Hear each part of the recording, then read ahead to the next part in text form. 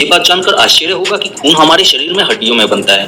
ये जानने के लिए कि खून हमारे हड्डियों में कैसे बनता है, हमें पहले ये जानना होगा कि खून किन किन चीजों से मिलकर बना होता है, यानी खून में कौन कौन से पार्टिकल्स होते हैं। तो आइए पहले इसे जान लेते हैं। हमारा खून 4 चीजों से मिलकर बना है: plasma, red blood cells, white blood cells और प्लेटलेट्स। प्लाज्मा ब्लड का लिक्विड पार्ट होता है और बाकी के बचे ये 3 पार्ट ब्लड के सॉलिड पार्टिकल्स होते हैं। अगर हम अपने ब्लड के कुछ हिस्से को लें और उसमें से ब्लड के इन पार्टिकल्स को अलग करें तो उस ब्लड से हमें 55% plasma, 41% red blood cells, 3% white blood cells और 1% प्लेटलेट्स मिलता है। हमारे शरीर में ब्लड के इन सारे पार्टिकल्स का क्या काम है, पहले इसे जान लेते हैं। प्लाज्मा। हमारा खून 55% प्लाज्मा से मिलकर बना होता है। प्लाज्मा 90% पानी से मिलकर बना होता है, बाकी इसके 10% में प्रोटीन और कुछ इलेक्ट्रोलाइट्स होते हैं। प्लाज्मा पीले रंग का होता है। अगर हम इसे खून से अलग करें तो ये हमें पीले रंग का दिखाई देता है। प्लाज्मा का सबसे पहला काम ब्लड में मौजूद सॉलिड पार्टिकल्स को मूवमेंट कराना है। खून में मौजूद red blood cells, white blood cells और प्लेटलेट्स सॉलिड स्टेज में होते हैं, इसलिए वो खुद से मूवमेंट यानी गति नहीं कर पाते हैं, इसलिए उनको मूवमेंट कराने का काम प्लाज्मा करता है। प्लाज्मा में 2 प्रोटीन फाइब्रिनोजेन और प्रोथ्रोम्बिन होते हैं। ये दोनों प्रोटीन खून को जमाने का काम करते हैं। आपने देखा होगा कि जब हमारा शरीर कहीं कट जाता है तब खून शरीर से बाहर निकलने के थोड़ी देर बाद जम जाता है। ऐसा प्लाज्मा में मौजूद इन्हीं 2 प्रोटीन के कारण होता है। प्लाज्मा में हेपरिन नाम का एक और प्रोटीन होता है जो खून को जमने से रोकता है। अगर प्लाज्मा में हेपरिन ना हो तो फाइब्रिनोजेन और प्रोथ्रोम्बिन ये दोनों प्रोटीन खून को शरीर के अंदर ही जमा देंगे।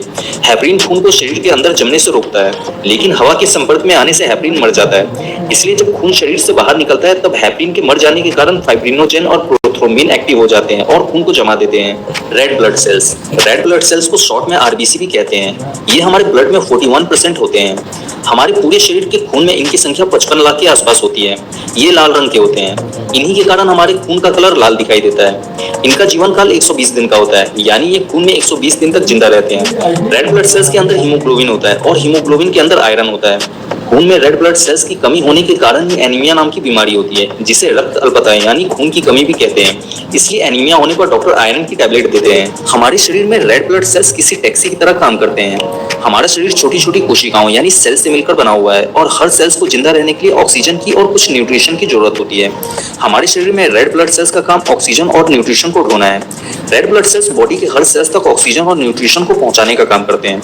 रेड ब्लड सेल्स हमारे फेफड़ों से ऑक्सीजन को लेकर हमारे शरीर के बॉडी सेल्स तक पहुंचाते हैं और उनसे कार्बन डाइऑक्साइड लेकर वापस फेफड़ों को दे देते हैं। White blood cells. White blood cells को शॉर्ट में WBC भी कहते हैं। ये हमारे ब्लड में सिर्फ 3% ही होते हैं। इनका कलर सफेद होता है और ये ब्लड के सबसे बड़े पार्टिकल्स होते हैं। इनकी संख्या पूरे ब्लड में 10,000 के आसपास होती है।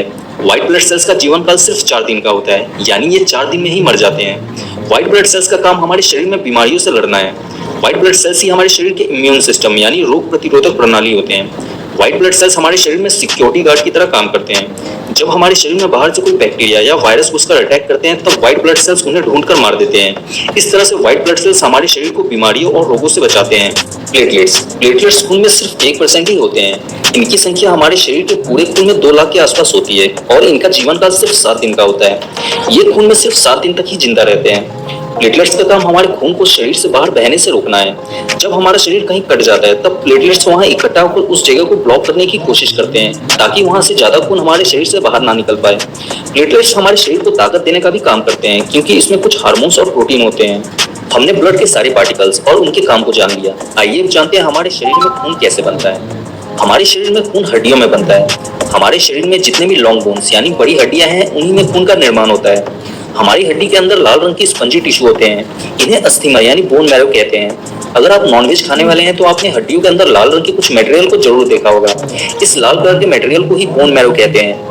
इन बोन मैरो में स्टेम सेल्स होते हैं। यही स्टेम सेल्स हमारे खून में मौजूद red blood cells, white blood cells और प्लेटलेट्स को बनाने का काम करते हैं। बोन मैरो हमारे शरीर में red blood cells, white blood cells और प्लेटलेट्स बनाने की फैक्ट्री होती है। हमारे शरीर की हड्डियां सिर्फ खून में मौजूद red blood cells, white blood cells और प्लेटलेट्स को ही बनाने का काम करती है। हमारे खून में मौजूद प्लाज्मा को बनाने का काम हमारा लीवर करता है। प्लाज्मा में मौजूद प्रोटीन फाइब्रिनोजेन, प्रोथ्रोम्बिन और हेपरिन को बनाने का काम हमारा लीवर ही करता है। उम्मीद है कि आप ये अच्छी तरह से जान चुके होंगे कि खून का निर्माण हमारे शरीर में कैसे होता है और खून का हमारे शरीर में क्या काम है। अगर आपको